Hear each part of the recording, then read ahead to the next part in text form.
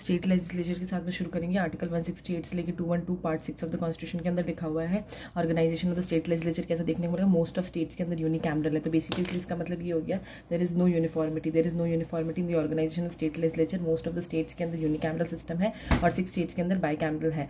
Bicameral वाले 6 states कौन से हो गए? आंध्र, तेलंगाना, यूपी, बिहार, महाराष्ट्र, कर्नाटका। जम्मू कश्मीर के अंदर पहले था काउंसिल, पर अब उसको एक्ट ऑफ 2019 से अबॉलिश कर दिया है। 7th अमेंडमेंट एक्ट ऑफ 1956 के अंदर भी कुछ स्टेट्स के अंदर काउंसिल बनाई गई थी, पर उसको उसके लिए नोटिफिकेशन नहीं लेके आए प्रेसिडेंट। ऐसी नोटिफिकेशन प्रेसिडेंट कभी लेके ही नहीं आए।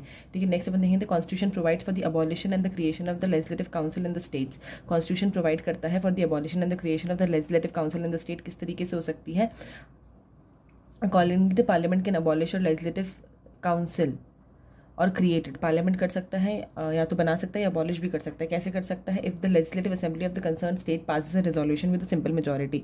अगर स्टेट लेजिस्लेटिव असेंबली ने एक रेजोल्यूशन पास किया है विद अ सिंपल मेजॉरिटी, तो वो पार्लियामेंट को जाके बोलेंगे पार्लियामेंट या तो बना भी सकती है उनके कहने पर और हटा भी सकती है उनके कहने के ऊपर। ठीक है, special majority is total majority, total membership की majority plus not less than 2/3 present and voting. फिर parliament is not deemed to be amendment. Basically council को लाने के लिए या अबॉलिश करने के लिए अमेंडमेंट ऑफ द कॉन्स्टिट्यूशन की जरूरत नहीं होती। Parliament is not to be deemed as an amendment of the constitution for the purpose of article 368 and is passed by the simple majority. Parliament के अंदर सिंपल मेजॉरिटी से पास हो जाएगा और काउंसिल बन जाएगी। नेक्स्ट अपन देखेंगे कंपोजिशन ऑफ द 2 हाउसेस क्या है। लेजिस्लेटिव असेंबली का क्या कंपोजिशन होता है? मैक्सिमम 500 लोग होते हैं, मैक्सिमम होते हैं 500 और मिनिमम होते हैं 60 डायरेक्टली इलेक्टेड लोग होते हैं। Strength of composition of the assembly के बारे में देख रहे हैं। डायरेक्ट इलेक्शन से होते हैं। मैक्सिमम स्ट्रेंथ कितनी होती है? 500 होती है। मिनिमम स्ट्रेंथ कितनी होती है? 60 होती है। It means that the strength varies from the 60 to 500 depending on the population size, depending on the population size. अब देखेंगे इसमें कुछ एक्सेप्शंस भी है। अरुणाचल प्रदेश, सिक्किम और गोवा के अंदर मिनिमम नंबर कितना है? 30 है। हमने देखा था इन जनरल मिनिमम नंबर है 60, maximum number is 500। Arunachal, Sikkim and Goa के अंदर minimum number is fixed at 30। Mizoram and Nagaland के अंदर 40 एंड 46 रिस्पेक्टिवली, 40 एंड 46 रिस्पेक्टिवली। मतलब मिजोरम के अंदर 40 लोग हैं मिनिमम और नागालैंड के अंदर 46 लोग हैं minimum. Further some members of the legislative assembly in the Sikkim and Nagaland indirectly elected भी है। मतलब कहने का मतलब ये है कि एक तो 500 मैक्सिमम नंबर हो गया, 60 मिनिमम नंबर इन्होंने डिसाइड करके रखा है, पर उसके लिए कुछ एक्सेप्शंस भी हैं और कुछ जगह पे इनडायरेक्ट इलेक्शंस भी हो रहे हैं। नॉमिनेटेड मेंबर अब होते ही नहीं असेंबली के अंदर। टेरिटोरियल कॉन्स्टिट्यूएंसीज के बारे में देखेंगे। The ratio between the population and the seat, the ratio between the population of the each constituency and the number of the seats allotted to it. ये क्या होना चाहिए? सेम होना चाहिए थ्रू आउट द स्टेट। कहने का मतलब क्या है कि यूनिफॉर्मिटी ऑफ रिप्रेजेंटेशन होना चाहिए between the different constituencies in the state. Between the different constituencies of state के अंदर क्या होनी चाहिए? यूनिफॉर्मिटी होनी चाहिए। लास्ट प्रीसीडिंग सेंसस के हिसाब से होगा। Relevant figure have been publish, इनके रिलेवेंट फिगर पब्लिश हो चुके हैं। अब पढ़ेंगे डिलिमिटेशन के बारे में। रीएडजस्टमेंट आफ्टर ईच सेंसस, तो बेसिकली हर सेंसस के बाद में रीएडजस्टमेंट होगा। उसके अंदर 2 चीजें डिसाइड होती है। One is the total number of seats of the assembly, another thing is the division of each state into the territorial constituencies. Division of each state into the territorial constituencies. ये सब करेगा कौन? Parliament is empowered to determine the authority and the manner in which it is to be made. ठीक है, उसके बाद में हुआ कि डिलिमिटेशन कमीशन के 4 एक्ट पास हुए थे, 52, 62, 72 and then 2002 for this purpose. 42nd constitutional amendment act के अंदर नंबर ऑफ सीट्स को और टेरिटोरियल डिविजन्स को हमने फाइनलाइज कर दिया था 1971 के लेवल के हिसाब से। ठीक है, अब हमने क्या किया था? सीट्स को तो हमने रिजर्व कर दिया 1971 के लेवल के हिसाब से ही। 84 अमेंडमेंट एक्ट हुआ था, उसके अंदर हमने चेंज कर दिया था जो टेरिटोरियल कॉन्स्टिट्यूएंसीज है 1991 के अंदर। और फाइनली अभी जो चल रहा है वो 87th कॉन्स्टिट्यूशनल अमेंडमेंट एक्ट है, 2003 के अंदर आया था। इसमें हमने कॉन्स्टिट्यूएंसीज का जो सेंसस था वो चेंज कर दिया है 2001 के हिसाब से। 2001 का तो कॉन्स्टिट्यूएंसीज जो हमारी है वो 2001 के हिसाब से है। सीट्स जो है वो हमारी 1971 के सेंसस के हिसाब से आपको देखने को मिलेगी। रिजर्वेशन ऑफ SC ST कौन से हो रहा है? 2000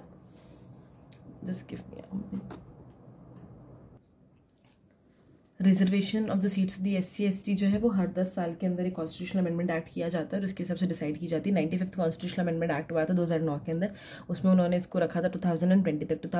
104 कॉन्स्टिट्यूशनल अमेंडमेंट एक्ट आया, उसमें रखा है टिल 2030 तक। अब देखेंगे composition of the council. Council के बारे में देखेंगे। Legislative council which is the sub type of the Rajya Sabha. इसके अंदर क्या होता है? मैक्सिमम सीट्स कितनी होती है? 1/3 और मिनिमम कितनी होगी? 40 सीट्स। देखो स्ट्रेंथ के अंदर देखेंगे। Unlike the members of the legislative assembly, the member of the legislative councils are indirectly elected. सबसे पहले तो क्या होता है यहाँ पे? इनडायरेक्ट इलेक्शंस होती है। मैक्सिमम नंबर ऑफ स्ट्रेंथ कितना होता है? 1/3 of the total strength of the assembly, 1/3 of the total strength of the assembly, है ना। and the minimum strength is fixed at the 40. It means that the size of the council depends on the size of the assembly. Size of the council depends on the size of the assembly of the concerned state. Constitution has fixed the maximum and the minimum limits, but the actual strength of the council is fixed by the parliament. Constitution ने minimum और maximum limit strength fix कर दिए. Parliament बताता है actual strength क्या होगी. Manner of election क्या होगा council के अंदर, ये tentative होता है और constitution के अंदर भी लिखा हुआ है. Manner of the election of the total number of the members of the legislative council. 1/3 जो लोग होंगे will be elected by the member of the local bodies. 1/3 लोगों को कौन elect कर रहा है? Members of the local bodies like the municipalities and the district boards etc. 1/12 जो लोग होंगे उनको graduates करेंगे. Graduates of the 3 years standing and residing within the state. 1/12 teachers करेंगे. Elected by the teachers होंगे of 3 years standing in the state, not lower in the standard than the secondary school. 1/3 लोगों को कौन करेगा? Members of the legislative assembly करेंगे. तो 1/3 को कर रहे हैं local bodies, 1/3 को कर रहे हैं legislative assemblies, 1/12 को कर रहे हैं graduates, 1/12 को कर रहे हैं वापस से teachers. ठीक है, ये लिखा हुआ कहाँ पे? 1951 के अंदर लिखा हुआ है. RPA 1951 के अंदर लिखा हुआ है. नेक्स्ट अपन देखेंगे द रिमाइंडर, जो नॉमिनेटेड मेंबर्स होते हैं. नॉमिनेटेड मेंबर्स को कौन अपॉइंट कर रहा है? इस ठीक है, नॉमिनेटेड मेंबर्स की क्या क्या कैटेगरीज है? तो 4 तो वही हो जाएगी जो पार्लियामेंट के अंदर है और 1 हो जाएगी कोऑपरेटिव मूवमेंट. कोऑपरेटिव मूवमेंट क्या है? चारों का नाम देख ले, 5 का नाम. Special knowledge or the practical experience in the literature, science, art, cooperative and the social services. Thus 5/6 of the total number of the members of the legislative assembly are indirectly elected. 5/6 members जो हो गए वो कितने कैसे हो गए? indirectly elected हो गए. 1/6 are nominated by the governor. 1/6 are nominated by the governor. The member are elected in accordance with the system of the proportional representation, single transferable vote. जो composition of the legislative council is laid down in the constitution. ये जो composition है ये कहाँ पे लिखी हुई है? constitution के अंदर लिखी हुई है. Is tentative and not the final. लिखी हुई तो है कॉन्स्टिट्यूशन के अंदर भी, टेंटेटिव है, फाइनल नहीं है. The parliament is authorise to modify and replace the same. अभी देखेंगे ड्यूरेशन ऑफ द 2 हाउसेज क्या है. सबसे पहले असेंबली के बारे में देखेंगे. असेंबली का ड्यूरेशन कितना होता है? लोकसभा जैसा 5 years ही होता है. However the governor is authorise to dissolve the assembly at any time. ठीक है, even before the completion of the 5 years to pave the way for the fresh elections. Further the term for the assembly can be extended. आप term of the assembly को extend भी कर सकते हो. कब extend कर सकते हो? नेशनल इमरजेंसी के दौरान by the law of the parliament for 1 year at a time. National emergency के दौरान आप उसको एक्सटेंड कर सकते हो by the law of the parliament, by the law of the parliament for 1 year at a time, for 1 year at a time. However, this extension cannot continue beyond a period of 6 months after the emergency ceases to operate. अब देखेंगे council के अंदर क्या duration होता है. Like the Rajya Sabha, the legislative council is a containing chamber. ये क्या होता है? लाइक द राज्यसभा, काउंसिल के बारे में पढ़ रहे हैं. राज्यसभा के जैसी वो भी क्या होता है? कंटेनिंग चैम्बर होता है, परमानेंट बॉडी होती है and not subjected to dissolution. Not subjected to dissolution. 1/3 of members जो होते हैं वो रिटायर होते हैं expiration of the every second year. ठीक है, so the member continues for such 6 years. The vacant seats are filled up by the fresh elections. अब इसके अंदर क्या होता है? Retiring members are also eligible for the re election and re nomination, same as Rajya Sabha. Membership of the state legislature के बारे में देखेंगे. स्टेट लेजिस्लेचर के अंदर मेंबरशिप की क्या क्वालिफिकेशन होती है? सबसे पहले तो ही should be the citizen of India. Citizen of India होना चाहिए. फिर क्या होना चाहिए? ओथ एंड अफर्मेशन लेनी पड़ेगी. अगर आप कैंडिडेट हो तो किसके सामने लेनी पड़ेगी? इलेक्शन कमीशन के सामने. He must make and subscribe an oath of the affirmation before the person authorise by the election commission for this purpose. In his oath and affirmation उनको कुछ चीज़ें बोलनी पड़ेगी. ठीक है, 30 years होने चाहिए काउंसिल के लिए और 25 years होने चाहिए लेजिस्लेटिव असेंबली के लिए. प्रिस्क्राइब इन द पार्लियामेंट, उनकी जो भी फर्दर क्वालिफिकेशंस है, he must possess other qualifications prescribed in the parliament. Act of 1951 के अंदर क्या लिखा हुआ है? एक्ट ऑफ 1951 के अंदर क्या लिखा हुआ है? Person to be elected to the legislative council must be an elector of the assembly. अगर आपको इलेक्ट होना है लेजिस्लेटिव काउंसिल के अंदर, काउंसिल यानी राज्यसभा वाले के अंदर, must be an elector of the assembly constituencies. He must be an elector of the assembly constituencies in the concern state only and to be qualified for the governor's nomination and to be qualified by the for the governor's nominations. He must be a resident of the concern state. अगर आपको जो 12 लोग हैं ना parliament के अंदर, और यहाँ पे कितनी 1/6 है, बेसिकली 1/6 है नॉमिनेटेड. यहाँ पे कितना है? 1/6 नॉमिनेटेड है. उसके लिए आपको क्या होना पड़ेगा? रेजिडेंट होना पड़ेगा, कंसर्न स्टेट का रेजिडेंट होना पड़ेगा. A person to be elected to the legislative assembly must be an elected to the assembly constituencies in the concern state. अगर आपको इलेक्ट होना है किसी भी असेंबली के अंदर तो आपको क्या होना पड़ेगा? इलेक्टर होना पड़ेगा assembly constituencies in the concern state के अंदर. He must be a member of the schedule caste and schedule tribe. उसको रिजर्व सीट से खेलना है. तो डिस्क्वालिफिकेशंस का क्या कैटेगरी है?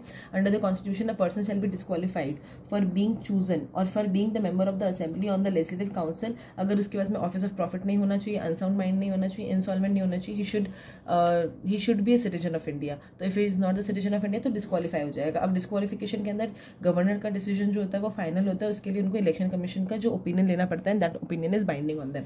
यहाँ से पढ़ना शुरू करेंगे. अकॉर्डिंगली द पार्लियामेंट ने 1951 का जो आरपी है उसके अंदर भी कुछ चीजें लिख रखी है कि he must not have been found guilty or corrupt. He must not have been convicted of any offence resulting in the imprisonment, जिसमें 2 या 2 साल 2 साल से ज़्यादा की उनको अगर इम्प्रिजनमेंट मिल रही है तो वो भी नहीं होना चाहिए। प्रिवेंटिव डिटेंशन के केस के अंदर डिस्क्वालिफिकेशन नहीं होता है। Under the preventive detentionship not disqualification. He must not have failed to lodge an account of the election expenses. 2 महीने के अंदर अंदर उनको अपने इलेक्शन एक्सपेंसेस बताने हैं। Should not have interest in the government contract, should not be director or the managing agent, nor hold any office of profit in the corporation जहाँ पे गवर्नमेंट का 25% से ज़्यादा का शेयर है। He must not have been dismiss from the government services for the corruption और disloyalty. अगर उन्होंने कभी कहीं पर भी एनिमिटी प्रमोट करी तो भी उनको डिस्क्वालीफाई कर देंगे। सोशल क्राइम्स नहीं होने चाहिए। गवर्नर का जो डिसीजन होगा वो फाइनल होगा, opinion of the election commission लेंगे एंड एक्ट अकॉर्डिंगली। ये जो इलेक्शन कमीशन का ओपिनियन होता है वो बाइंडिंग होता है इनके ऊपर।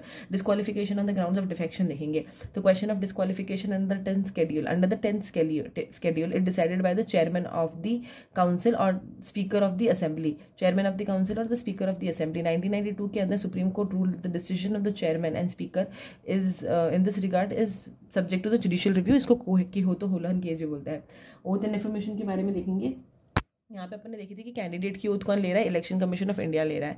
यहाँ पे अपन देखेंगे कि एमएलए का ओथ कौन ले रहा है, member of the either house जो है उनकी ओथ कौन ले रहा है बिफोर द गवर्नर ले रहे हैं, और some other person appointed by him for the purpose. Next अपन देखेंगे अगर बिना ओथ लिए आप बैठ गए तो आपको क्या मिलेगा, 500 रुपये की पेनल्टी देनी पड़ेगी।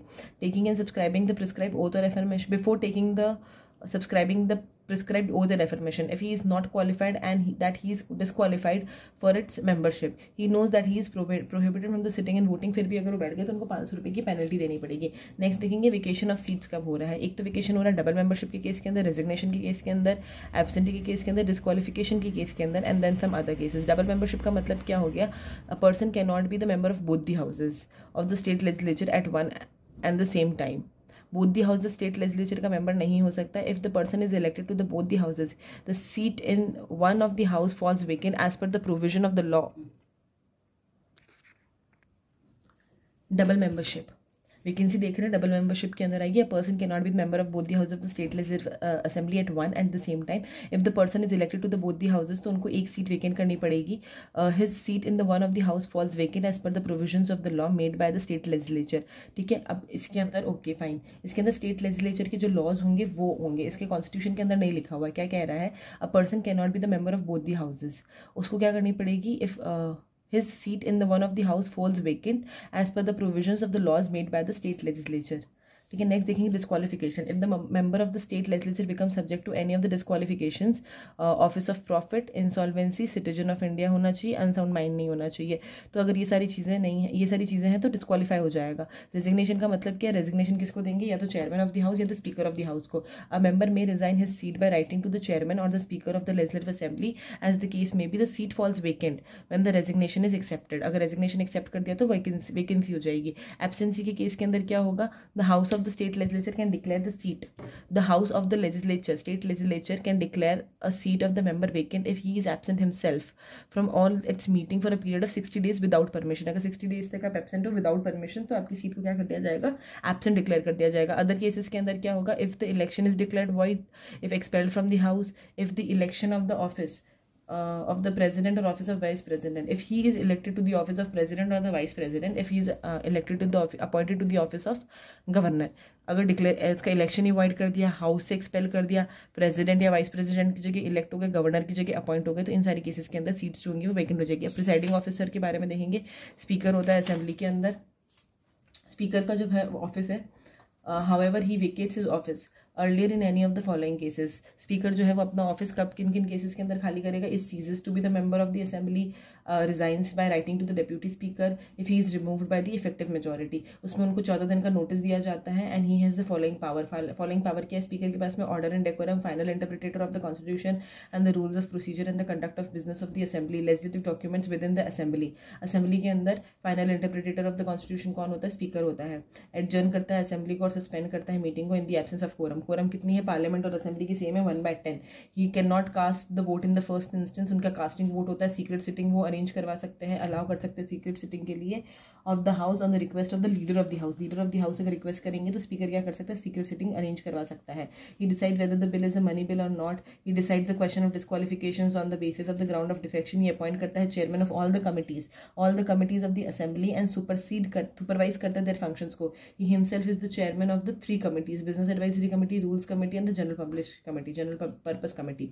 ही हिमसेल्फ इज द चेयरमैन ऑफ द 3 कमेटी और ये क्या करता है, अपॉइंट करता है चेयरमैन ऑफ द कमिटीज को. डेप्यूटी स्पीकर के बारे में देखेंगे, बाकी सब कुछ तो सेम ही है. Ceases to be the member of the assembly, resign कर देता है, स्पीकर को बोल के रिमूव कर देता है, remove by the resolution of the effective majority. यहाँ से पढ़ने की कोशिश करेंगे. डेप्यूटी स्पीकर जो है वो परफॉर्म करता है duties of the speaker of the office when his office is vacant. Also acts as a speaker when the letter is absent. In both the cases he has all the powers of the speaker. Next अपन देखेंगे chairman of council के बारे में, यानी chairman of Rajya Sabha का जो होता है, लेजिस्लेटिव काउंसिल के अंदर जो चेयरमैन है वो वाला. As the presiding officer, the power of the function of the chairman in the council is similar to that of the speaker. Speaker के पास में कुछ स्पेशल पावर्स होती है कि वो डिसाइड कर सकता है मनी बिल के अंदर है या नहीं है. Salary and allowance of the speaker and the deputy speaker of the assembly and the chairman and the deputy chairman of the council are fixed by the state legislature. कौन fix करता है? State legislature fix कर देता है. and they are charged on the consolidated fund of India, that is charged on the consolidated fund of India. ठीक है, next सब कुछ सेम ही है. Then talking about the sessions of the state legislature. सबसे पहले समन कौन करेगा? गवर्नर करेगा. और कितना टाइम सपन कर सकता है? Maximum gap between the 2 sessions of the state legislature can not be more than the 6 months. Adjournment sine die होता है और उसके बाद में प्रोरोगेशन करता है. प्रोरोगेशन कौन करता है? प्रेसिडेंट करता है. एडजर्नमेंट हुआ, एडजर्नमेंट साइन हो गया, terminating the sitting of the state legislature for the indefinite period. Prorogation कौन कर रहा है? प्रिसाइडिंग ऑफिसर ही कर रहा है. पहले एडजर्नमेंट साइन कर रहा है, फिर प्रोरोगेशन कर रहा है. Prorogation the presiding officer speaker जब एडजर्नमेंट साइन कर रहा है तो governor can also prorogue the house which is in the session. गलत बोला था मैंने. सबसे पहले समन करेगा गवर्नर, फिर जो प्रिसाइडिंग ऑफिसर होगा वो एडजर्नमेंट करेगा. एडजर्नमेंट कर सकता है अगर टाइम लिमिट दिखा रहा है तो, और एडजर्नमेंट साइन कर सकता है अगर इनडेफिनिट पीरियड है तो. फिर प्रोरोगेशन कैसे होगा? जब प्रिसाइडिंग ऑफिसर एडजर्नमेंट साइन कर देगा तो उसके बाद में with in next few days the governor issue a notification for the prorogation for the session. However the governor can also prorogue the house which is already in the session. Dissolution का क्या मतलब हुआ? Legislative council being a permanent house not subject to dissolution, only assembly is subject to dissolution. Unlike the prorogation, the dissolution ends very few of the existing house and the new house is constituted after the general elections is held. The position with respect to the lapsing of the bills on the dissolution of the assembly is mentioned below. कौन कौन सी dissolution होने पे कौन कौन से तरह के जो बिल्स है वो लैप्स हो जाएंगे. अगर कोई बिल पेंडिंग है असेंबली के अंदर वो लैप्स हो जाएगा. अगर बिल पास कर दिया था असेंबली में but pending in the council है वो लैप्स हो जाएगा. अब bill pending in the council but not pass by the legislative assembly वो लैप्स नहीं होगा. The bill pass by the assembly, assembly ने पास कर दिया और pass by both the houses है, बाय कैमरल हो गया. But pending for the assent, assent के लिए पेंडिंग है फॉर द गवर्नर तो वो भी नॉट लैप्स होगा. वो भी नॉट लैप्स होगा. मतलब ये मोर और लेस सेम ही है जो सेंटर के अंदर है. कोरम के बारे में बात करेंगे. कोरम कितना होता है? 10 members. It is minimum 10 members. Minimum 10 member से लेके 1/10 तक का होता है. 1/10 तो अपन को पता है पार्लियामेंट के अंदर भी होता है और यहाँ पे मिनिमम भी दे रखा है 10 मेंबर्स होते हैं. ठीक है, हाउस के अंदर which ever is greater. If there is no quorum during the meeting of the house, it is the duty of the presiding officer कि वो क्या करे? मीटिंग को सस्पेंड करे. फिर वोटिंग इन दी हाउस कैसे होती है? तुम्हारा प्रिसाइडिंग ऑफिसर होता है. He can not vote in the first instance, वो कास्टिंग वोट ही देते हैं in case of the equality of votes. फिर लैंग्वेज कौन सी होती है स्टेट लेजिस्लेचर के अंदर? The constitution has declare the official languages of the state. Official language of the state, constitution has declare the official language or languages of the state और हिंदी और English to be the languages of the transacting business in the state legislature. However, the presiding officer permit कर सकता है किसी को भी अपने mother tongue में बात करने के लिए. State legislature is authorized to decide. Legislature खुद भी authorize करके decide कर सकता है whether to continue or discontinue the English as the floor language. In case of the Himachal Pradesh, Manipur, Meghalaya, Tripura, the time limit is 25 years. And that of the Arunachal Pradesh, Goa and Mizoram, it is the 40 years. Then the right of the ministers and the advocates, ये भी सब कुछ same ही है. उनके पास में right to speak होता है, take participate in the proceedings of the house and any of its committees of which he is named or named a member without being entitled to vote. ठीक है, a minister can participate in the proceeding of the house. Minister क्या कर सकता है? Proceeding of house के अंदर participate कर सकता है of which he is not a member. Minister who is not a member of the either house can participate in the proceeding of both the houses. Legislative procedure in the state legislature के बारे में देखेंगे. क्या होता है legislative procedure? सबसे पहले तो ऑर्डिनरी बिल को भी वैसे ही पास कर दिया जाता है, इंट्रोड्यूस बाय द मिनिस्टर और any other member. Ordinary bill को कोई भी इंट्रोड्यूस कर सकता है, कोई भी मेंबर इंट्रोड्यूस कर सकता है. फर्स्ट रीडिंग होगी, सेकंड रीडिंग होगी, थर्ड रीडिंग होगी. जो भी कंसिडरेशन या अमेंडमेंट्स होंगे वो सेकंड रीडिंग के अंदर होगा. फर्स्ट रीडिंग का तो मतलब ही सिर्फ इतना सा है कि गजट के अंदर प्लेस करा है कि नहीं करा है. ठीक है, a bill deem to have been pass by the state legislature only when the both the houses have agreed to it either with or without amendments. After the bill is passed by the originating house, it is transmitted to the second house for the consideration and the passage. The bill is deemed to have been passed. Bills के बारे में देख रहे थे. Ordinary bill introduce हो सकता है either bye the minister और बाय एनी अदर मेंबर. कोई भी इंट्रोड्यूस कर सकता है ऑर्डिनरी बिल को. मिनिस्टर भी कर सकता है, अदर मेंबर भी कर सकता है. First reading, second reading, third reading.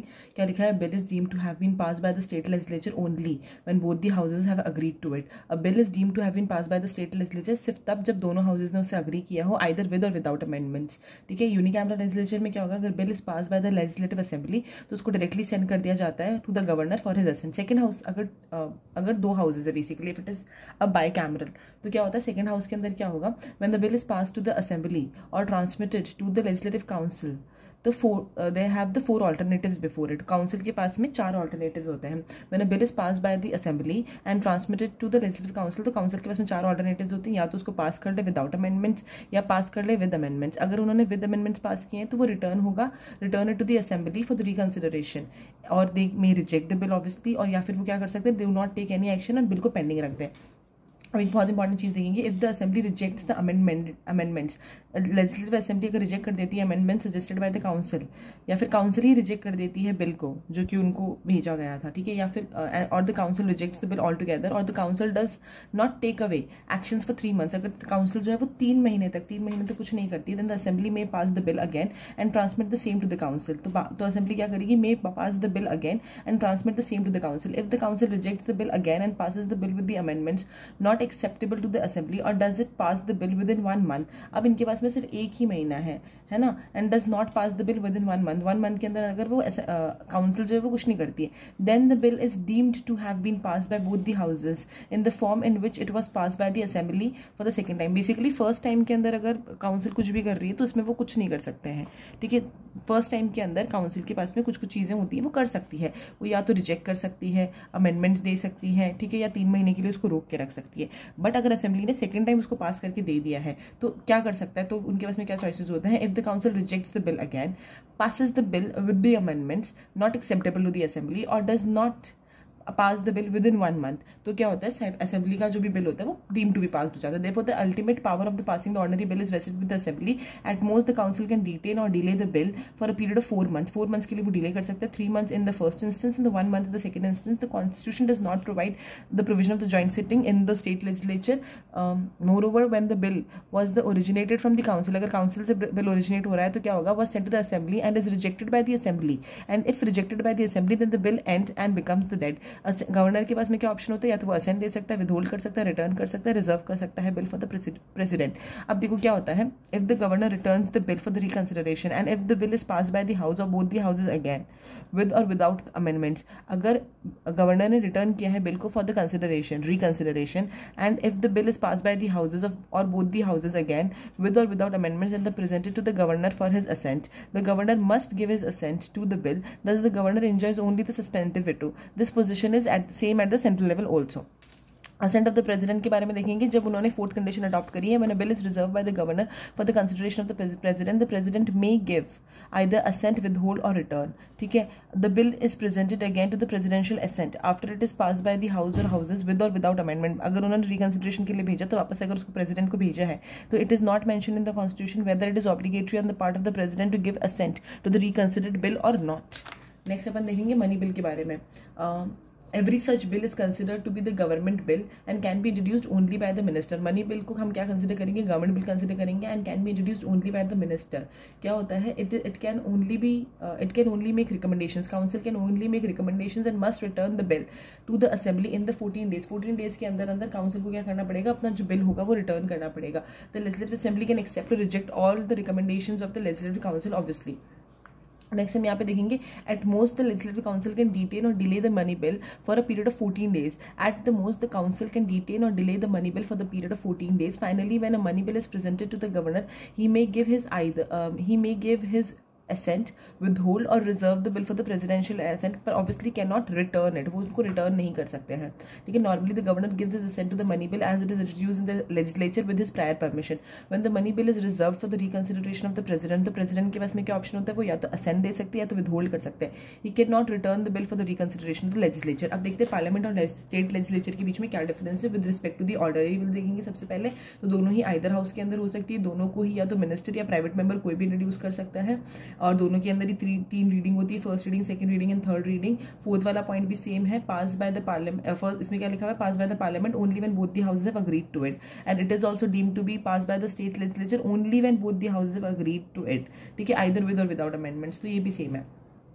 Fourth statement यहाँ पे देखेंगे, यहाँ पे डिफरेंस है, ढंग से देखेंगे. The deadlock between the two houses, अगर डेडलॉक हो जा रहा है पार्लियामेंट में दो हाउसेस के बीच में, when the second house after receiving a bill passed by the first house rejects the bill और proposes the amendment that are not acceptable, है ना, टू द फर्स्ट हाउस और does not pass the bill. तो basically क्या होता है कि अगर डेडलॉक हो गया है between the two houses takes place, deadlock बन जाता है, उनका कहने का मतलब है डेडलॉक हो जाता है between the two houses takes place when the second house after receiving a bill pass by the first house rejects the bill, proposes amendment which is not acceptable obviously to the first house and does not pass the bill within 6 months. अब यहाँ पे क्या होता है, यहाँ पे deadlock कैसे होता है, यहाँ पे डेडलॉक अलग तरीके से होता है. Between the two houses takes place when the council after receiving the bill, when only the council, यहाँ पे स्पेसिफिकली काउंसिल लिखा हुआ है, when the council after receiving a bill passed by the assembly rejects the bill, proposes amendment that are not acceptable to the assembly and does not pass the bill within 3 months. in total 4 months होता है, पर 3+1 3 months आप first condition के अंदर, first timing के अंदर आप देख सकते हो. फिर क्या लिखा हुआ है 6th पॉइंट के अंदर भी इज इंपॉर्टेंट, यहाँ पे अगर डेडलॉक हो रहा है तो जॉइंट सिटिंग होगी, यहाँ पे there is no provision for joint sitting.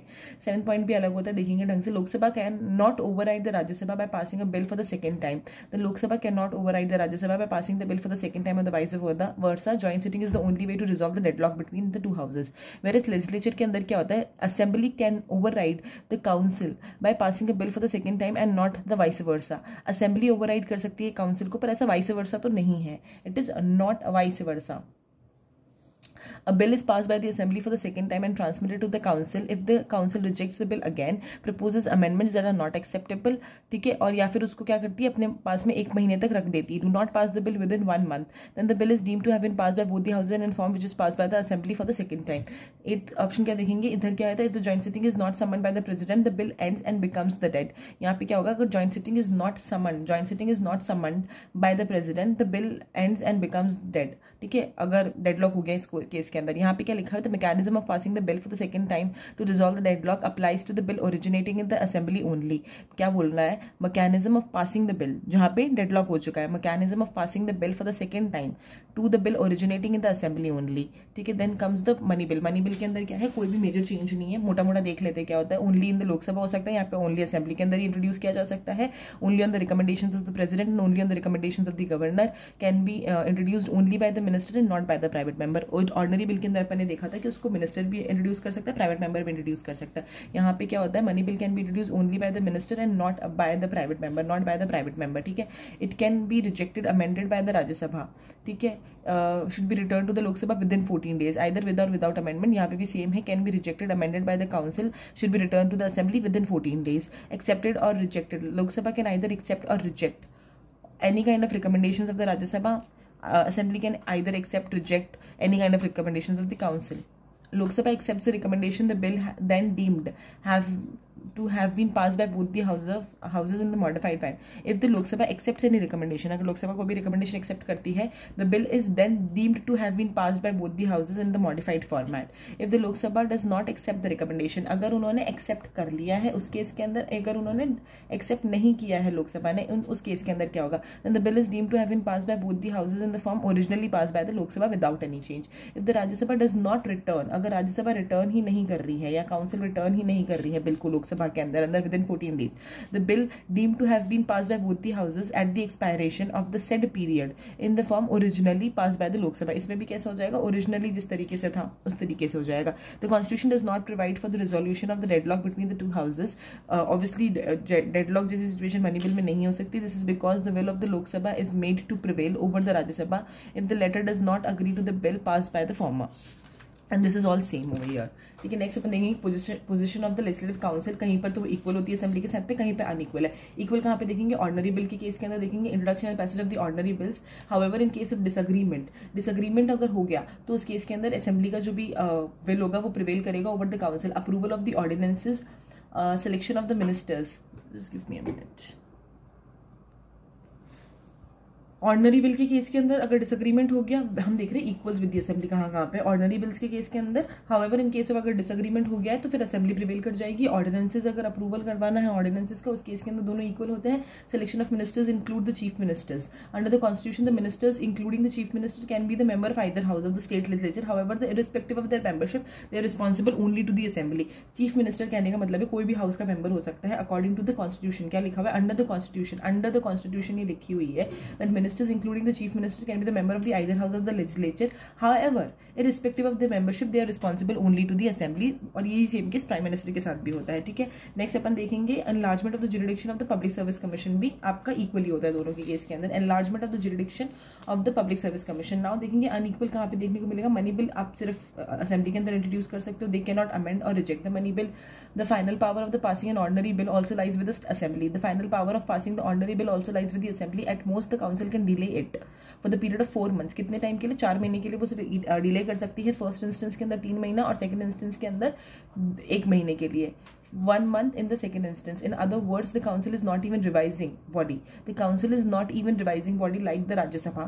It is only the dilatory chamber of the advisory body. The council can only discuss the budget. वो क्या कर सकते हैं, सिर्फ बजट को डिस्कस कर सकती है, only discuss the budget. Obviously budget के ऊपर डिमांड ऑफ ग्रांट्स पे वो वोटिंग नहीं कर सकती है। The council can not remove the council of ministers by passing no confidence motion नहीं हो सकता है, वहाँ पे voting on the demands of grants नहीं हो सकती। ऑर्डिनरी बिल के अंदर क्या है, which has originated in the council and if send to the assembly, अगर वहां पे रिजेक्ट हो गया तो वो डेड हो जाएगा, ठीक है।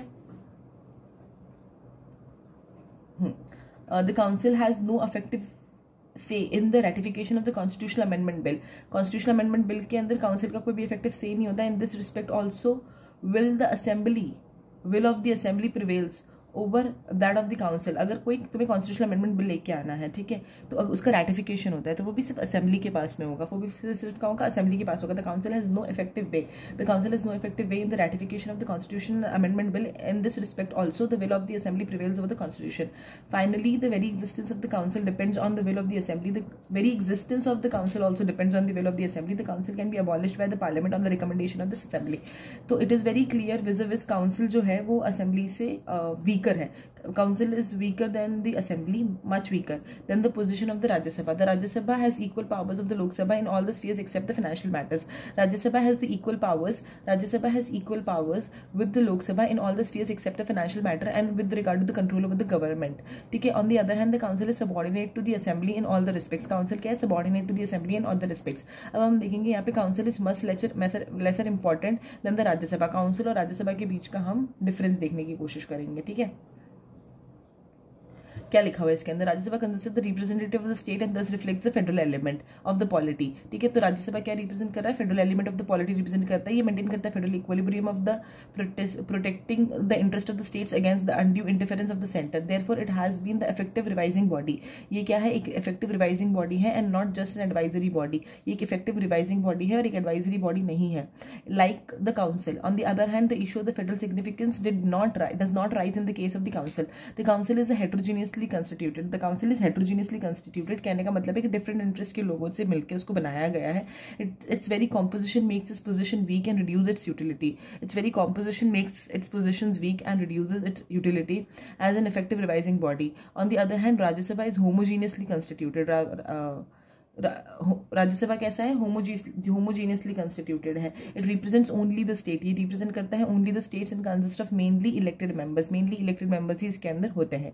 ठीक है, नेक्स्ट अपन देखेंगे the position ordered according to the council in accordance with the principles of the democracy. 2 houses of the legislature of the state legislature is adopted from the British model. ठीक है, हमने जो 2 हाउसेस का concept लिया, bicameralism दिया, वो basically British model से लिया है. तो ब्रिटेन के अंदर हाउस ऑफ लॉर्ड्स होता है, can not oppose and obstruct the house of Commons. House of Lords can not oppose और obstruct the house of Commons.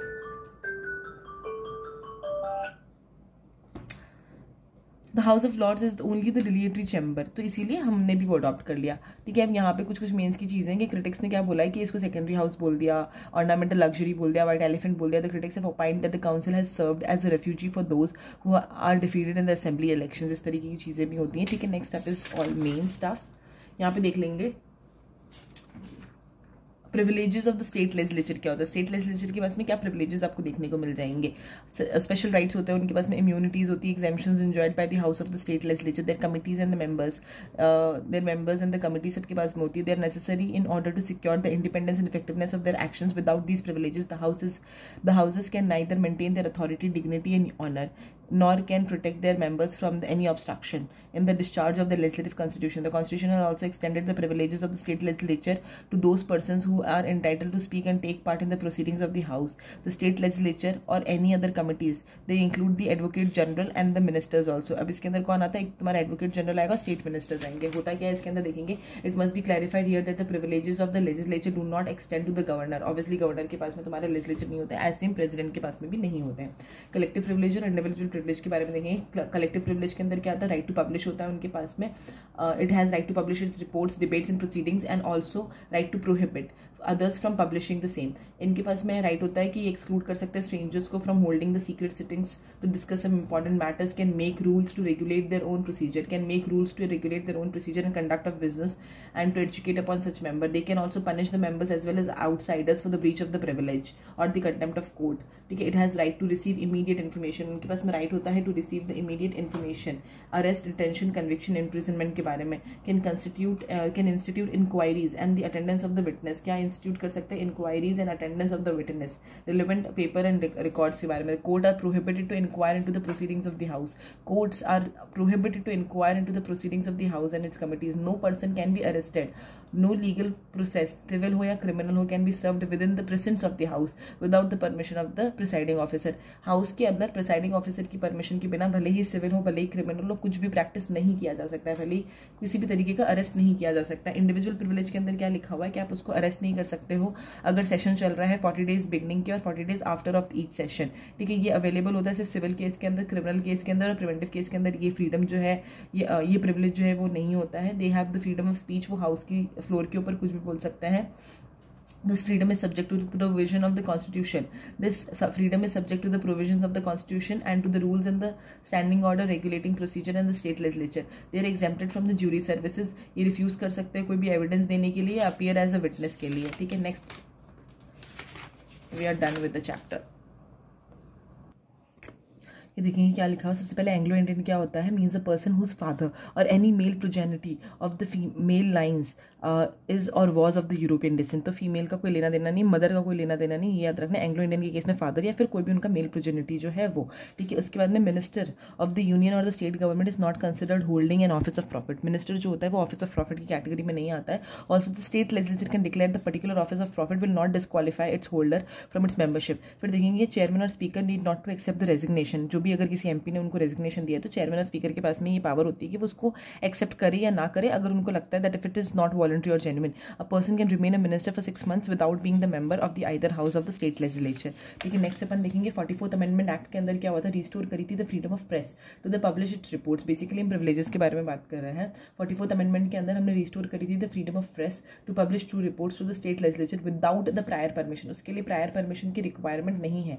Freedom of press के लिए 44th अमेंडमेंट में ये बोला है कि प्रायर परमिशन की जरूरत नहीं है, but this is not applicable in the cases of the secret sitting. Secret sitting के केसेस में ये अवेलेबल नहीं है, ठीक है। आर्टिकल 211 के अंदर क्या लिखा हुआ है, says that no discussion shall take place in the legislature of the state with respect to the conduct of the जजेस। कंडक्ट ऑफ जजेस से रिलेटेड कोई भी डिस्कशन स्टेट लेजिस्लेचर के अंदर नहीं होगा, इन एनी केस नहीं होगा, भले ही वो सुप्रीम कोर्ट के जज हो, भले ही वो हाई कोर्ट के जज हो, भले ही वो सुप्रीम कोर्ट के जज हो, भले ही वो हाई कोर्ट के जज हो, in the discharge of the duties. फिर क्या लिखा हुआ है पॉइंट नंबर 9 के अंदर कि पीओके के अंदर हमने जम्मू एंड कश्मीर को 17 सीटें दी है, but 24 seats fall in the POK region. These seats are kept vacant and not to be taken into account, ठीक है। अब ये बोला है कि लेफ्टिनेंट जनरल जो होता है जम्मू एंड कश्मीर का, वो नॉमिनेट कर सकते हैं 2 लोगों को to the assembly to give representation to the women if in his opinion, if in lieutenant governor's opinion the women is not adequately represented in the assembly, ठीक है। नेक्स्ट हम देखेंगे हाई कोर्ट के बारे में पढ़ना शुरू कर देते हैं। देखो high court occupies the top position of judicial administration of the state. 1862 के अंदर इनको बनाया गया था। 4 4 हाई कोर्ट बने थे सबसे पहले, मतलब 3 पहले बने थे 62 के अंदर, Kolkata, Bombay, Madras. 4th high court बना था 66 के अंदर, इलाहाबाद के अंदर। Constitution can provide for high court for each state, ऐसा ओरिजिनल में लिखा था, पर 7th अमेंडमेंट एक्ट के अंदर क्या बोला, कॉमन हाई कोर्ट के बारे में बात करी फॉर 2 और मोर स्टेट्स। अब इनका जो होता है वो को टर्मिनियस होता है with the territorial jurisdiction. High court is co territorial jurisdiction of the high court is coterminous with the territory of the state. 2019 के अंदर क्या बोला था, मतलब 2019 का डेटा है ये, 25 हाई कोर्ट है हमारी कंट्री के अंदर, and only 3 high courts have the jurisdiction of more than 1 state. ठीक है, only 3 high courts have the jurisdiction of more than 1 state. Delhi alone is the union territory जिनके पास में अपना सेपरेट हाई कोर्ट है, and high court of Jammu and Kashmir and Ladakh, high court end of union territory Jammu and Kashmir उनका common high court है। Parliament क्या कर सकता है, एक्सटेंड कर सकता है jurisdiction of the high court to any other union territory, और एक्सक्लूड कर सकता है किसी भी जुरिडिक्शन को। तो बेसिकली अगर तुम्हें हाई कोर्ट का जुरिडिक्शन बढ़ाना है या कम करना है तो पार्लियामेंट कर सकता है bye an act.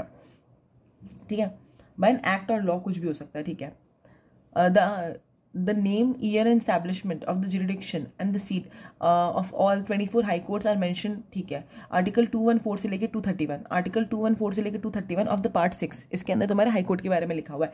214 and 231 part 6 के अंदर लिखा हुआ है। कंपोजिशन क्या होती है कि प्रेसिडेंट जो होता है वो अपॉइंट करता है, उसके अंदर कॉन्स्टिट्यूशन के अंदर उनकी स्ट्रेंथ तो लिख नहीं रखी है हाई कोर्ट की। ठीक है, जैसे हमने ये देखा था कि सुप्रीम कोर्ट के केस के अंदर कॉन्स्टिट्यूशनल अमेंडमेंट ला के आप हाई कोर्ट की स्ट्रेंथ को बढ़ा सकते हो, not constitutional amendment, I am wrong, act लाके आप क्या कर सकते हो, सुप्रीम कोर्ट की स्ट्रेंथ को बढ़ा सकते हो। इस तरीके से सुप्रीम कोर्ट की कोई भी स्ट्रेंथ कॉन्स्टिट्यूशन के अंदर स्पेसिफाई नहीं करी हुई है।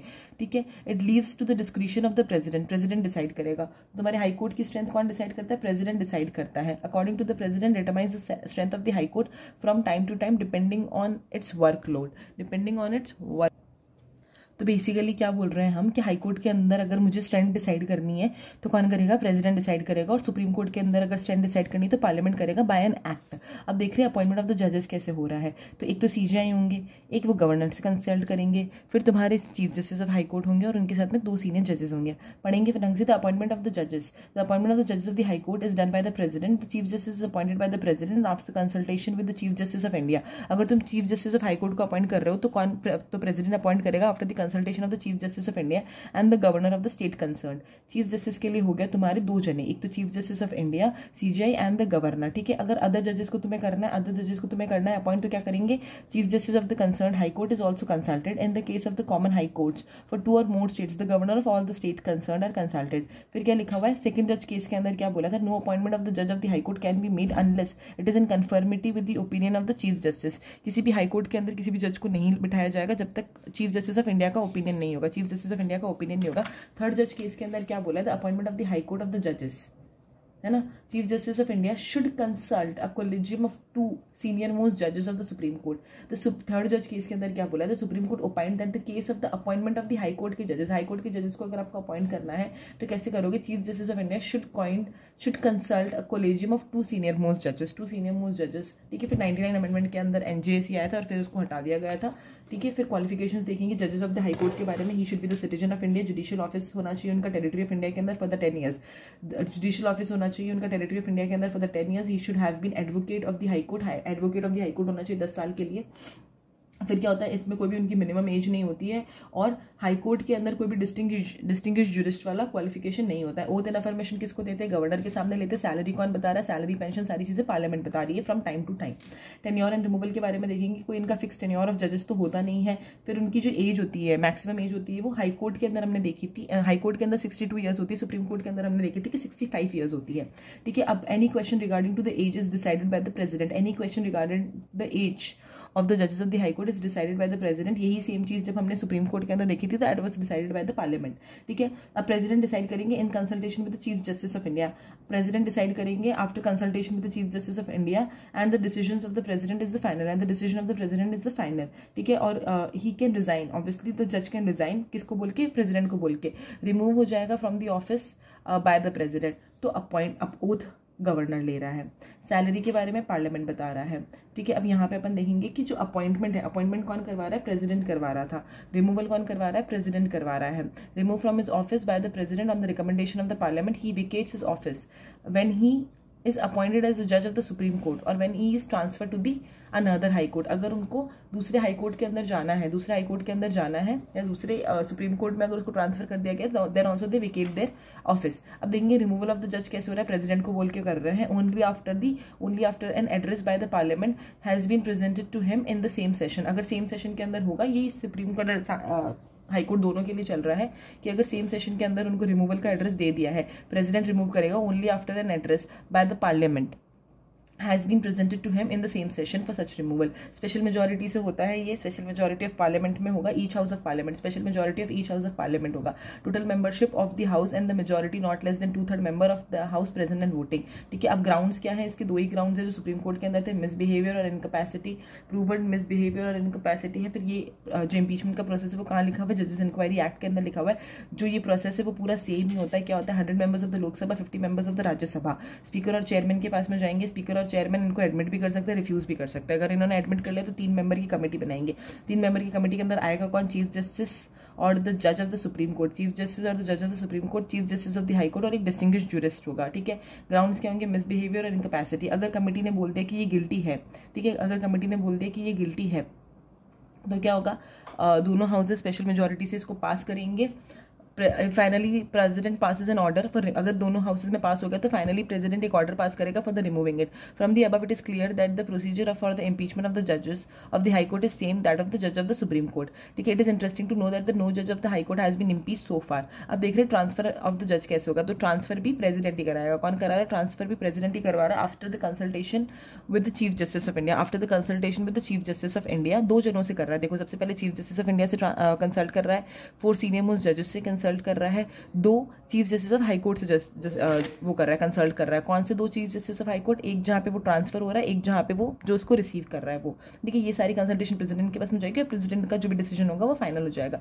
क्या लिखा हुआ है, after consulting the chief justice of India on the transfer is entitled to receive an addition in the salary of the compensatory allowance. ठीक है, as he may determined by the parliament. जो कंपनसेटरी अलाउंस होगा वो भी parliament ही decide करेगा। अब transfer के case के अंदर क्या बोला था, सुप्रीम कोर्ट ने ये रूल किया था कि transfer of the high court जजेस could be resorted only to an exceptional major and not by the way of the punishment के वे में नहीं होना चाहिए। अब judicial review is also necessary to check the arbitration of the transfer of जज, but only the जजेस who transfer it can challenge it. Judicial review हो सकता है पर उसके लिए जो अग्रीव्ड पर्सन है, ओनली द जज who is transferred can challenge it. अब 3 जज केस के अंदर क्या बोला था कि जब ट्रांसफर होगा तो किन किन को कंसल्ट किया जाएगा, चीफ जस्टिस ऑफ इंडिया को कंसल्ट किया जाएगा with the collegium of 4 senior most जजेस of the supreme court and the chief justice of 2 high courts, one from which the judge is being transferred, the another one who is receiving it। इन सारे लोगों का तुम्हारा consultation होगा transfer of जज के लिए। Transfer of जज के अंदर जुडिशियल रिव्यू हो सकता है। जुडिशियल रिव्यू के लिए ओनली वही जज कर सकता है जिसको ट्रांसफर किया गया। कंपनसेटरी अलाउंस कौन दे रहा है, पार्लियामेंट दे रहा है। एक्टिंग जज, एडिशनल जज और रिटायर्ड जज के बारे में पढ़ेंगे।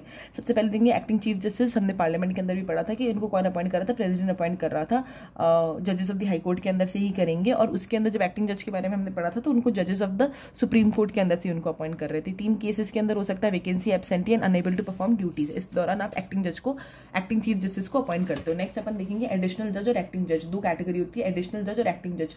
इन दोनों को भी प्रेसिडेंट ही अपॉइंट करता है। सबसे पहले देखेंगे एडिशनल जज क्या होता है। एडिशनल जज of the high court for the temporary period not exceeding 2 year. 2 years के लिए तुम्हें एडिशनल जज देखने को मिल जाएंगे। टेम्पररी इंक्रीज ऑफ बिजनेस अगर हो जाता है तो, और या फिर पेंडिंग वर्क हो जाता है उस केस के अंदर। अगर टेम्पररी इंक्रीज ऑफ वर्क हो गया या बहुत ज्यादा पेंडिंग वर्क है तो उस केस के अंदर आप एडिशनल जज को लेके आ सकते हो फॉर 2 ईयर्स ओनली। मैक्सिमम 2 साल के लिए आप इनको लेके आ सकते हो, प्रेसिडेंट अपॉइंट करेंगे। फिर क्या लिखा है, एक और एक्टिंग जज होता है। तो एक्टिंग जज को भी तुम्हारा प्रेसिडेंट ही अपॉइंट करता है। किस केस के अंदर करता है, unable to perform if some judge is unable to perform his duties of his office due to absence। तो एब्सेंटी के केस के अंदर लेके आ सकते हो। Act temporarily as the chief justice of high court. अगर कोई चला गया है chief justice of another high court बनने के लिए तो वो उस केस के अंदर एब्सेंट है तो उसके लिए भी उनकी जगह पे भी कौन आ जाएगा, तुम्हारा एक्टिंग जज आ जाएगा। द एक्टिंग जज hold the office until the permanent जज रिज्यूम्स द ऑफिस। हमने देखा था एडिशनल जज जो है वो सिर्फ 2 साल के लिए है।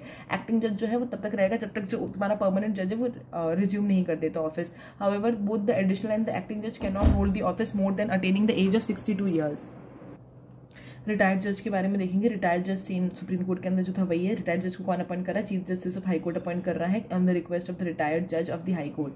ठीक है, मतलब उसके लिए उनको रिक्वेस्ट कर सकता है basically high court, chief justice of the high court request करेगा हाई कोर्ट के जज को कि आप हमारी जगह आ जाए। इसमें previous consent of the president लगता है और इनका जो अलाउंस वगैरह होगा वो कौन डिसाइड करेगा? प्रेसिडेंट डिसाइड करेगा। प्रेसिडेंट जो होगा वो इनका अलाउंस वगैरह डिसाइड करेगा। ठीक है, not otherwise deem to be the जज ऑफ द हाई कोर्ट। अब इंडिपेंडेंस ऑफ हाई कोर्ट के लिए हमने क्या लिखा है कि जो मोड ऑफ अपॉइंटमेंट है उसमें प्रेसिडेंट करेगा in the consultation of the judiciary itself. तो एग्जीक्यूटिव का ज्यादा इंटरफेरेंस नहीं होगा। सिक्योरिटी ऑफ टेन्योर होता है इनके पास में। Remove from the office of the president, removed from the office by the president only in the manners and the grounds, जो कि कॉन्स्टिट्यूशन के अंदर लिखा हुआ है वो प्लेजर ऑफ प्रेसिडेंट तक नहीं होते हैं। इनके पास में फिक्स सर्विस कंडीशंस होती है, salary allowances, privileges, leave, pension, सारी चीजें क्या होती है मतलब cannot be charged, cannot be change to the disadvantage. They all things are cannot be change to the disadvantage.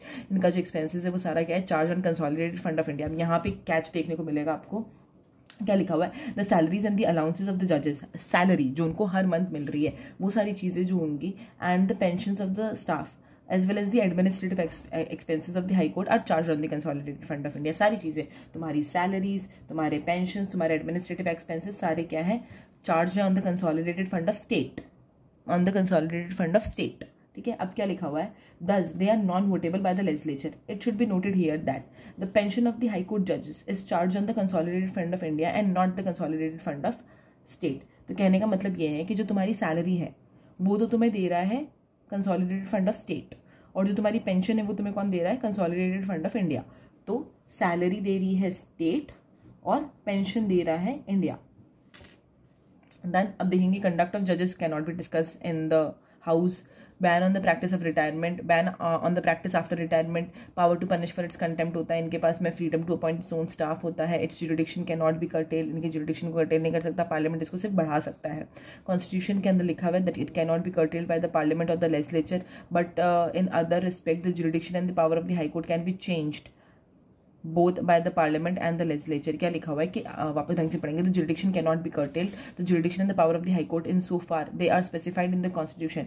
जो भी specified है constitution के अंदर उसको क्या नहीं किया जा सकता? कर्टेल नहीं किया जा सकता, ना ही उसको पार्लियामेंट कर्टेल कर सकता है, ना ही लेजिस्लेचर कर सकता है। But in other respect the jurisdiction and the power of the high court can be changed। उसको चेंज तो कोई भी कर सकता है, चेंज तो उसको कोई भी कर सकता है, पार्लियामेंट भी कर सकता है और स्टेट लेजिस्लेचर भी कर सकता है, लेकिन ये सिर्फ केस ऑफ हाई कोर्ट के अंदर, only in the case of high court. ये सेपरेशन फ्रॉम द एग्जीक्यूटिव तो हमें पता ही है। Jurisdiction and power of the high court के बारे में देखिएगा that however constitution only lays down the jurisdiction and the power of the high court are to be same as immediately before the commencement of the constitution। कैसे रहेंगे उनके जो भी power और जुरिडिक्शन है, जुरिडिक्शन एंड पावर जो है constitution के अंदर ऐसा लिखा हुआ है कि वो कैसे रहेंगे? सेम रहेंगे immediately before the commencement of the constitution. But एक एडिशन किया गया that is the constitution gives the high court the power over the revenue matter. High court के पास में क्या पावर दे दी? रेवेन्यू मैटर के ऊपर भी पावर दे दी, which did not enjoy in the pre constitution era. The constitution also confer some more additional powers to the high court. कौन कौन सी है वो एडिशनल पावर्स के बारे में देखेंगे। एक हो गया तुम्हारा रिट जुरिडिक्शन, एक हो गया power of superintendence, consultative power etcetera. ठीक है, उसके बाद में पावर्स ऑफ हाई कोर्ट के बारे में देखेंगे। Original jurisdiction, writ jurisdiction, appellate jurisdiction, supervisory jurisdiction, control over subordinate courts, court of record and the power of judicial review. देखेंगे जो सुप्रीम कोर्ट में था एडवाइजरी जुरिडिक्शन वो यहाँ पे नहीं, इंटरप्रिटेशन वाला जो जुरिडिक्शन है वो भी यहाँ पे नहीं देखने को मिलेगा। Original jurisdiction, writ jurisdiction, appellate, supervisory jurisdiction, control over the subordinate courts, court of record and the power to judicial review. ठीक है, अब क्या लिखा हुआ है यहाँ पे? ओरिजिनल जुरिडिक्शन के अंदर जाएंगे the power of the high court to hear the dispute in the first instance and not by the way of appeal. इस कौन कौन से केसेस में हो सकता है? मैटर्स ऑफ एडमिरलिटी, एडमिरलिटी मतलब मैरिटाइम क्लेम्स जो होते हैं, नेवी के जो भी मैटर्स होते हैं वो, कंटेम्प्ट ऑफ कोर्ट के जो भी मैटर्स होते हैं वो उनके पास में ओरिजिनल जुरिडिक्शन में आ सकते हैं, एडमिरलिटी के एंड कंटेम्प्ट ऑफ कोर्ट के। ठीक है, फिर क्या लिखा हुआ है? Election of the member of parliament और दी लेजिस्लेचर्स। कहने का मतलब है एमपी और एमएलए एमएलसी, इनसे रिलेटेड कोई भी, इनके इलेक्शन से रिलेटेड अगर कोई भी डिस्प्यूट है तो सीधा आप जा सकते हो ओरिजिनल जुरिडिक्शन से हाई कोर्ट के अंदर। Regarding the revenue matters, revenue matters अपन ने देखा था कि आ गया था हाई कोर्ट के पास में, तो रेवेन्यू मैटर्स और the act ordered in the revenue collection, revenue collection के अंदर अगर कुछ भी हुआ है तो वो भी सीधा जा सकता है। ठीक है,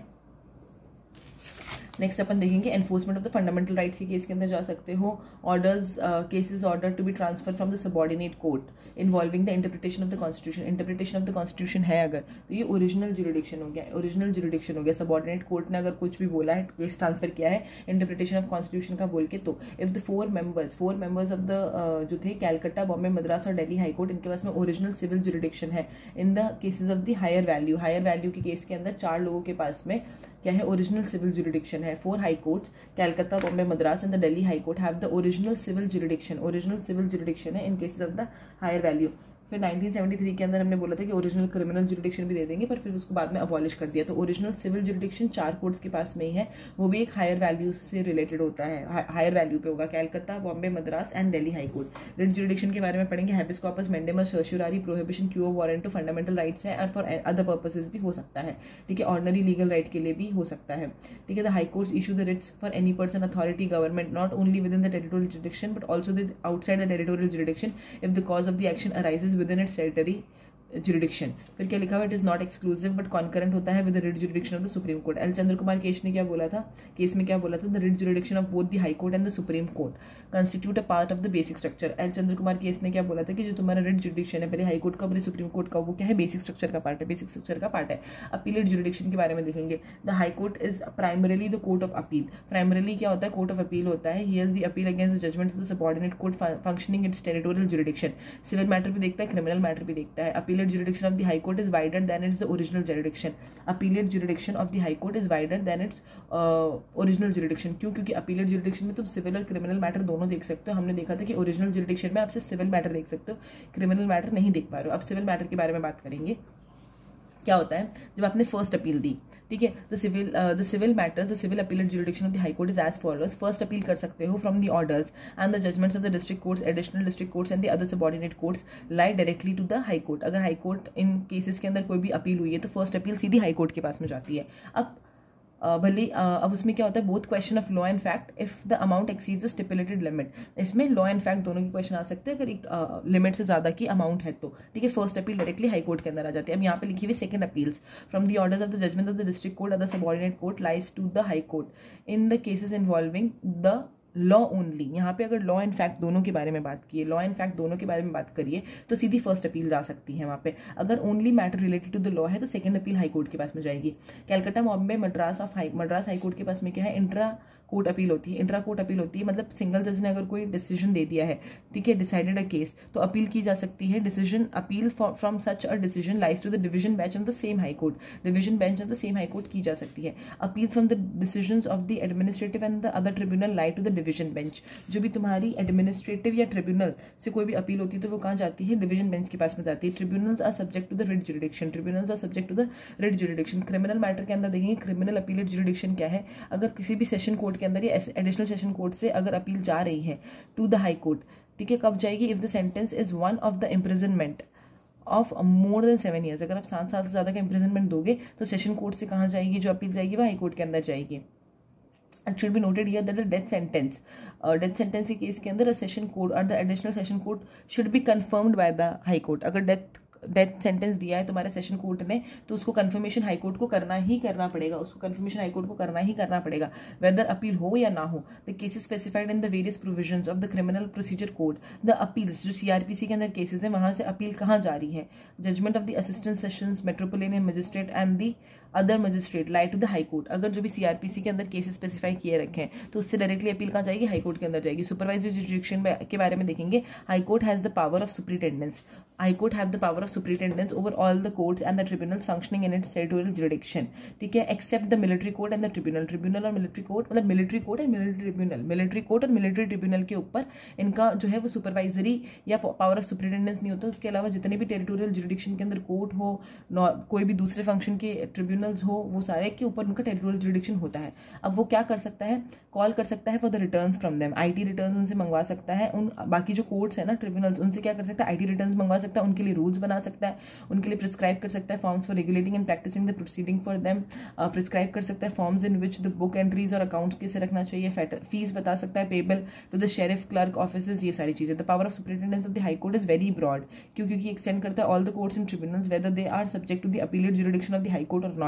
भले ही अगर वहाँ पे अपीलेट जुरिडिक्शन नहीं है तो भी उनकी पावर ऑफ सुपरिटेंडेंस तो उनके ऊपर लगेगी, क्योंकि टेरिटोरियल जुरिडिक्शन के अंदर जितने भी छोटे कोर्ट्स हैं वो सारे इसके अंदर आ गए। It covers not only the administrative superintendence but also the judicial superintendence. इसके अंदर एडमिनिस्ट्रेटिव सुपरिटेंडेंस भी है और जुडिशियल सुपरिटेंडेंस भी है। और it is a revisional jurisdiction, it is a revisional jurisdiction, it can B suo motu also, ये suo motu भी हो सकता है। तो पावर ऑफ सुपरवाइजरी जुरिडिक्शन जो है वो काफी वाइड है, ये कोर्ट्स और ट्रिब्यूनल सबके ऊपर लग सकता है, एडमिनिस्ट्रेटिव के ऊपर भी लग जाता है, जुडिशियल सुपरिटेंडेंस भी होती है, रिविजनल जुरिडिक्शन भी होता है, सुओ मोटो भी कर सकता है इसको। However, this power is not vested with the High Court with the unlimited authority. Unlimited authority नहीं है, it is an extraordinary power. ये एक extraordinary power है जिसको बहुत ही rare conditions के अंदर आपको use करना है. Usually it is limited to the excess of jurisdiction, gross violation of the national justice, error of law, disregard with the law of the superior court, and perverse finding and manifest injustice भी हो सकता है इससे.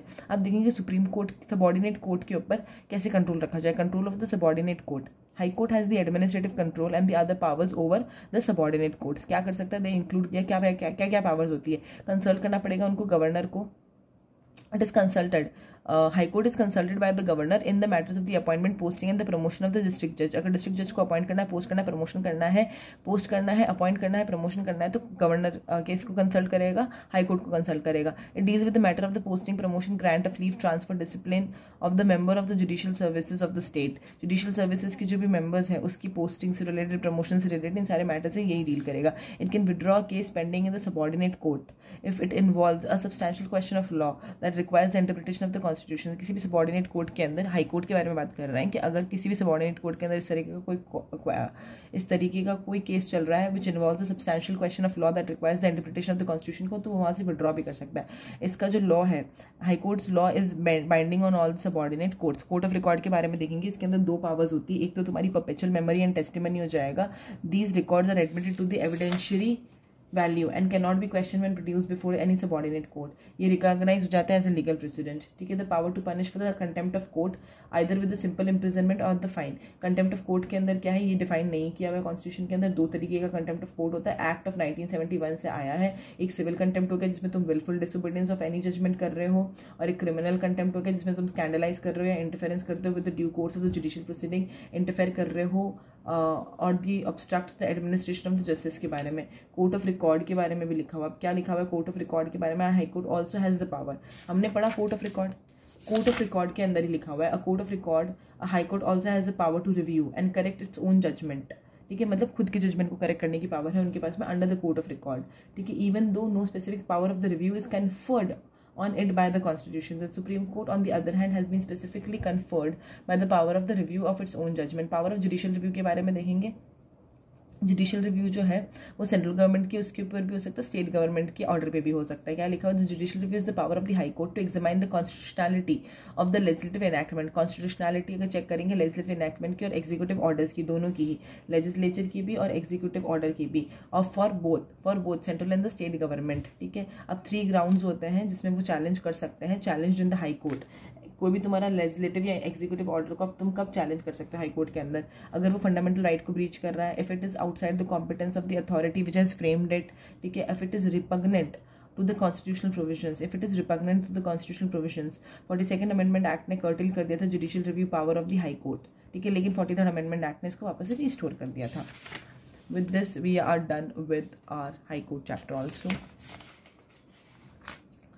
अगला देखेंगे tribunals के बारे में. 42nd अमेंडमेंट एक्ट के अंदर क्या हुआ था? Part 14A. 42nd amendment act part 14A के अंदर 2 आर्टिकल्स आए थे, 323A, 323B. 323A is talking about the administrative tribunal, 323B is talking about the other matters. Administrative tribunal के बारे में देखेंगे. Parliament is empowered to provide the establishment of the administrative tribunal for the education of the disputes relating to the recruitment and the condition of services. Recruitment of the condition of services appointed by the public service commission of the centre, state, local body और public corporation. कोई भी public service हो रही है उसके लिए appointments हो रहे हैं. पहले स्टेट करवा रहा हो, पहले सेंटर करवा रहा, लोकल बॉडी करवा रहा, पब्लिक ऑपरेशंस करवा रही है. उन सबके अपॉइंटमेंट के लिए कौन रिस्पॉन्सिबल है? पार्लियामेंट रिस्पॉन्सिबल है. In the other words article 323A enables the parliament, enable करता है पार्लियामेंट को. ठीक है. To take out the adjudication of the disputes relating to the service matters from the civil courts and the high courts and place it before the administrative tribunal. Parliament की ये responsibility है, parliament को ये enable करता है to take out the adjudication of the disputes relating to the service matter from the civil court and high court. उनको कहाँ पे रखो? एडमिनिस्ट्रेटिव ट्रिब्यूनल के आगे रखो. आर्टिकल 323A के अंदर क्या लिखा है? Parliament has pass the administrative tribunal act. तो इसके लिए उनको क्या बनाना पड़ता है? पार्लियामेंट को क्या बनाना पड़ता है? एक्ट बनाना पड़ता है. 1985 के अंदर the act authorises the central government to establish 1 central administrative tribunal and state administrative tribunals. 1 central administrative tribunal and the state administrative tribunals. This act opened a new chapter in the sphere of the speedy and inexpensive justice of the aggrieved person. ठीक है. Cat के बारे में देखेंगे. Cat के अंदर कितने members हैं? 1 + 69 मेंबर्स हैं. ये रिसेंट अमेंडमेंट के हिसाब से है, ठीक है। 1985 के अंदर बनाया गया था। इनकी जो प्रिंसिपल बेंच है वो दिल्ली के अंदर है, उनकी एडिशनल बेंचेस है 17, जिसमें से 15 तो है तुम्हारे principal seat of high court पे ही, एंड रिमेनिंग 2 तुम्हें जयपुर एंड लखनऊ के अंदर देखने को मिलेगी। कैट के बारे में देखेंगे, कैट एक्सरसाइज करता है अपना original jurisdiction in relation with the recruitment and all the service related matters. CAT central administrative tribunal exercise करता है original jurisdiction in relation to the recruitment and all the service matters of the public servants covered in the jurisdiction extends to the all India service। Original jurisdiction है इनका किस किस case के अंदर है, देखो ओरिजिनल जुरिडिक्शन है किस किस केस के अंदर है, ऑल इंडिया सर्विसेज के अंदर, सेंट्रल सिविल सर्विसेज के अंदर, सिविल पोस्ट के अंदर, ठीक है, which is under the centre, and the civilian employees of the defence services and the civilian employees of the defence services. कौन कौन सी चीज़ें इनके बाहर पड़ती है, कौन कौन सी चीज़ें इसके अंदर नहीं आ सकती, डिफेंस फोर्सेज के officers, servants of the supreme court and the secretariat staff of the parliament, at present 2019 के अंदर कितनी स्ट्रेंथ है, chairman is 1 and sanction strength of the member is 69, ठीक है। अभी जुडिशियल मेंबर भी हो सकते हैं, एडमिनिस्ट्रेटिव स्ट्रीम के भी हो सकते हैं, ठीक है। And they are not obviously appointed by the president. कुछ चेंजेस है वो हम यहाँ देखेंगे क्या क्या अमेंडमेंट आए हैं। सबसे अपन पहले देखेंगे कैट के अंदर क्या क्या अमेंडमेंट आया है। 1+69 मेंबर्स कर दिए इन्होंने। मिनिमम एज कितनी कर दी है, 50 ईयर्स, मिनिमम एज कर दी है 50 ईयर्स। टेन्योर कितना कर दिया है, 4 साल का इनका टेन्योर कर दिया है, 4 साल का इनका टेन्योर है। चेयरमैन कौन होंगे, चेयरमैन की एज कर दी है मैक्सिमम 70 ईयर्स, मेंबर की कर दी है मैक्सिमम एज 67 ईयर्स, ये इनकी मैक्सिमम एज हो गई तुम्हारी, ठीक है। सेंट्रल गवर्नमेंट इसको अपॉइंट कर रहा है। 1.69 मेंबर्स हो गए, मिनिमम एज कितनी 50 साल है, मैक्सिमम एज सीएम की तो हो गई 70 ईयर्स, मेंबर्स की होगी 67 ईयर्स, टेन्योर कितना है 4 साल का, ठीक है। फिर सैट के बारे में देखेंगे, स्टेट एडमिनिस्ट्रेटिव ट्रिब्यूनल, इसको भी अपॉइंट सेंट्रल गवर्नमेंट ही कर रही है, सर्च कम सिलेक्शन कमेटी के अंदर है, and is shared by the CGH concern जो भी होंगे वो, ठीक है। अब देखेंगे अपॉइंटमेंट कैसे हो रहा है। On the basis of the high powered selection committee हो रही है, चेयर्ड बाय द सिटिंग जज of the supreme court, nominated by the chief justice of India. और इसमें क्या होता है, अप्रूवल चाहिए होता है appointment committee of the cabinet का। प्रिंसिपल और नेचुरल जस्टिस के ऊपर चलती है। CRPC यहाँ पे सब नहीं लगता है। Only nominal fee of 50 rupees paid by the applicant, ठीक है। द एप्लीकेंट में अपीयर आइदर इन पर्सन या थ्रू अ लॉयर, दोनों हो सकता है। खुद पर्सन भी अपीयर हो सकती है, लॉयर के थ्रू भी हो सकती है। 50 रुपये की फीस लगती है। CRPC नहीं लगता, नेचुरल जस्टिस के प्रिंसिपल्स फॉलो होता है। Originally appeals against the order of the CAT could be made only in the supreme court. Originally ऐसा होता है कि कैट से जो भी चीज़ें होंगी वो सुप्रीम कोर्ट के पास में जाएंगी, सीधी कहाँ जाएंगी, सुप्रीम कोर्ट के पास में जाएंगी। एल चंद्र कुमार केस ने क्या बोला, appeals against the order of the CAT shall lie, appeals against the order of the CAT shall lie before the division bench of the high court के पास में जानी चाहिए, ठीक है। अब aggrieve person, aggrieve public servant को अगर अप्रोच करना है सुप्रीम कोर्ट को डायरेक्टली, नहीं कर सकता है वो, against the order of the CAT without first going to the concern high court. फिर देखेंगे स्टेट एडमिनिस्ट्रेटिव ट्रिब्यूनल के बारे में। इसके लिए भी एक एक्ट बनाया गया था 1985 के अंदर। ये अपने देखा पहले भी 1985 में बनाया था, हाँ यहाँ पे 1985 के अंदर, तो यहाँ पे भी 1985 के अंदर ही बनाया था, ठीक है। Specific request on the concern states have the government, 9 states के अंदर ये बना हुआ है। ओरिजिनल जुरिडिक्शन होता है in relation to the recruitment and the service matter of the state government employees. Original jurisdiction कहाँ पे होता है, recruitment of all, recruitment relation to the recruitment and all the service matters related to the state government employ. State government का जो भी तुम्हारा employ होगा उससे रिलेटेड जितनी भी चीज़ें होंगी उसमें उसका क्या होगा, ओरिजिनल जुरिडिक्शन होगा। यहाँ पे देखेंगे ये सारी चीज़ें तो हमारी चेंज हो गई, अमेंड हो गया। क्या बोला था हमने, स्टैट का क्या अमेंडमेंट है, अपॉइंटमेंट को तो करेंगे central government, search come selection committee shared by the CJH concerned, ठीक है। अब देखेंगे जॉइंट एडमिनिस्ट्रेटिव ट्रिब्यूनल के बारे में। इसमें अपॉइंटमेंट कौन करता है, प्रेसिडेंट करता है after consultation with the governor. Tribunals for the other matters लिखा हुआ है तुम्हारे आर्टिकल 323B के अंदर। ये स्पेशलाइज मैटर्स के ऊपर होता है। Parliament and the state legislature और ऑथोराइज टू एस्टैब्लिश, तो दोनों एस्टैब्लिश कर सकता है। कौन कर सकता है, पार्लियामेंट भी कर सकता है, लेजिस्लेचर भी कर सकता है।